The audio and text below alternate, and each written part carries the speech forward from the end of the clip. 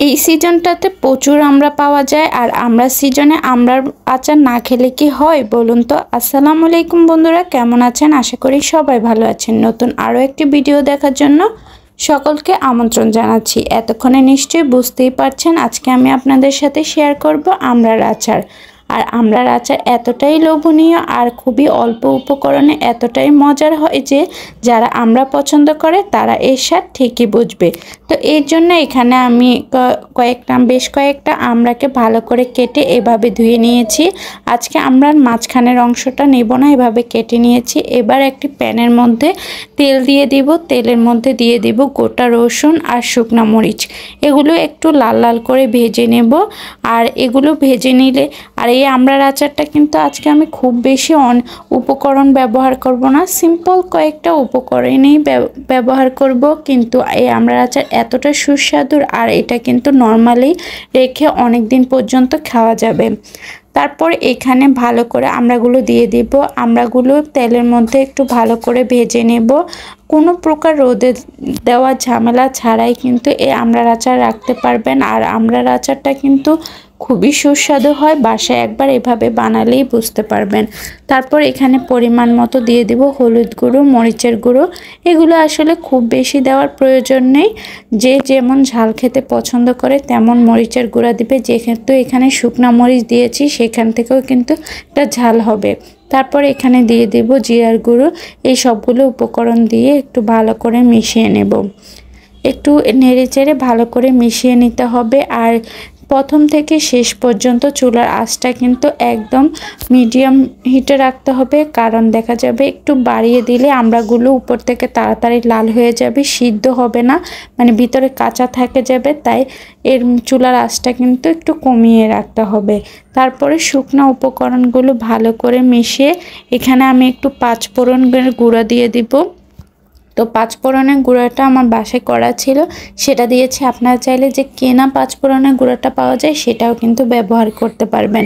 তারপরে এখানে দিয়ে দিব লবণ, পরিমাণ মতো লবণ দিয়ে আর একটু ভালো করে নেড়েচেড়ে দেব। তারপরে এখানে যে উপকরণটা লাগবে সেটা হলো চিনি। আর আচারটা কে কেমন টক বা মিষ্টি খেতে পছন্দ করে চিনির পরিমাণটাও কিন্তু সেটার উপরেই নির্ভর করে। আমার এই আচারটা কিন্তু একদম মিষ্টিও না আবার টকও না, তাই সেইভাবেই আমি তৈরি করেছি, যেহেতু খুব মিষ্টিও না হয়ে যায় আবার আমরা টকটাও যেহেতু না চলে যায়। তাই আমি এখানে 2-3 টেবিল চামচের মতন চিনি দিয়েছি। আর পরবর্তীতে আমি একটু গুড় ব্যবহার করব, সেজন্য চিনিটা একটু কমিয়ে দিয়েছি। আপনারা যদি শুধু চিনি ব্যবহার করেন সেক্ষেত্রে কিন্তু চিনিটা একটু বাড়িয়ে দিতে পারেন। আর আসলে এটা যে যার পছন্দ অনুযায়ী চিনিটা ব্যবহার করতে পারেন, কারণ আচার এক একজন এক এক রকম খেতে। তারপরে এখানে আরেকটু এলাচ গুঁড়ো আর পাঁচফোড়নের গুঁড়ো আর একটু দিয়ে দিব, দিয়ে আবার ভালো করে নেড়ে চেড়ে দিব। আর যেহেতু আমি কোনো এক্সট্রা পানি ব্যবহার করছি না, তাই যেটা আগেই বলেছিলাম চুলার আঁচটা কিন্তু একদম বাড়িয়ে দিলে চলবে না। তারপরে এই সবগুলো উপকরণ দিয়ে ভালো করে মিশিয়ে নেব। আর আমড়াতে কিন্তু আমি ভালো করে ধুয়ে পানি ঝরিয়ে নিয়েছিলাম, কিন্তু তাও কিন্তু আমরা চিনি দেওয়ার কারণে এখানে কিন্তু হালকা হালকা পানি আসবে। সেই পানিটা দিয়ে কিছুক্ষণ আমড়াটাকে ভালো করে নেড়ে চেড়ে দিতে হবে। এই যে দেখেই বুঝতে পারছেন এখানে কিন্তু চিনিটা থেকে একটু একটু চিনিটা ভালো করে গলে গিয়ে এখানে একটু সিদ্ধ হয়ে এসেছে। এবার এই পর্যায়ে আমি দিয়ে দেব গুড়।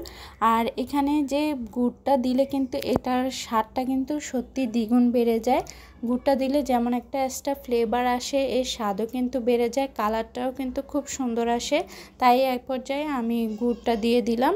তবে হাতের কাছে যদি গুড় না থাকে বা আপনারা যদি না দিতে চান তাহলেও হবে। আর সম্পূর্ণ আচারটা যদি চিনি দিয়ে না করতে চান তাও হবে। তারপরে এখানে আমি দিয়ে দেব সরষা বাটা। সরষাটাকে একটা মরিচ দিয়ে ভালো করে ব্লেন্ডার করে নিয়েছি। এবার এখানে সরষাটা দিয়ে দিবে একটু ঘন হওয়ার জন্য। চাইলে কিন্তু এই সরষা বাটাটাও স্কিপও করতে পারেন, কারণ এই সরষা বাটাটাও যদি স্কিপ করে আমার মনে হয় না এখানে স্বাদের কোনো হেরফের হবে, তবে দিলে এই ঝোলটা একটু ঘন হয়। তারপরে এবার একটা ঢাকনা দিয়ে ঢেকে কিছুক্ষণ রান্না করে নেব। আর এটাকে বেশিক্ষণ লাগবে না, চুলার আঁচটা কমিয়ে 5 থেকে 6 মিনিটের মতন রাখলেই কিন্তু আমড়াটা একদমই সিদ্ধ হয়ে যাবে। যেহেতু আমড়াগুলো আমি কেটে নিয়েছি, এটা সিদ্ধ হতে বেশি সময় লাগবে না। আর নামানোর একটু আগে এখানে দিয়ে দেব তেঁতুলের একটু পাফ দিয়ে দিব, কারণ তেঁতুলটা দিলে এটা কিন্তু একটু টক টক ভাব আসে, খেতে কিন্তু খুবই ভালো লাগে। আর আমড়ার আচার বানালে অবশ্যই কিন্তু এটা দেওয়ার চেষ্টা করবেন, এটা দিলে এক্সট্রা ফ্লেভার স্বাদ দুটোই বেড়ে যায়। অবশ্যই ট্রাই করে দেখতে পারেন। তারপর আরও কিছুক্ষণ রেখে এর মধ্যে থেকে যখন তেল বের হয়ে আসবে তারপরে এটাকে নামিয়ে নেব। আর এটা কিন্তু বোঝাই যাচ্ছে যে আমার আমড়ার আচারটা কিন্তু একদম হয়ে এসেছে, আর আমড়াগুলোও কিন্তু একদম সিদ্ধ হয়ে গেছে। আর যে কোনো আচারে কিন্তু গরম গরম এর স্বাদ সম্পূর্ণ বোঝা যায় না, ঠান্ডা হওয়ার পরেই কিন্তু সম্পূর্ণটা বোঝা যায়। আর ঠান্ডা হওয়ার পর এর মিষ্টি তারপরে লবণ এই সবগুলোই ভালো বোঝা যায় আমার কাছে মনে হয়। এই দেখুন এর কালারটা ঠিক কতটা সুন্দর হয়েছে। এবার নামিয়ে ঠান্ডা হওয়ার পর পরিবেশনের পালা।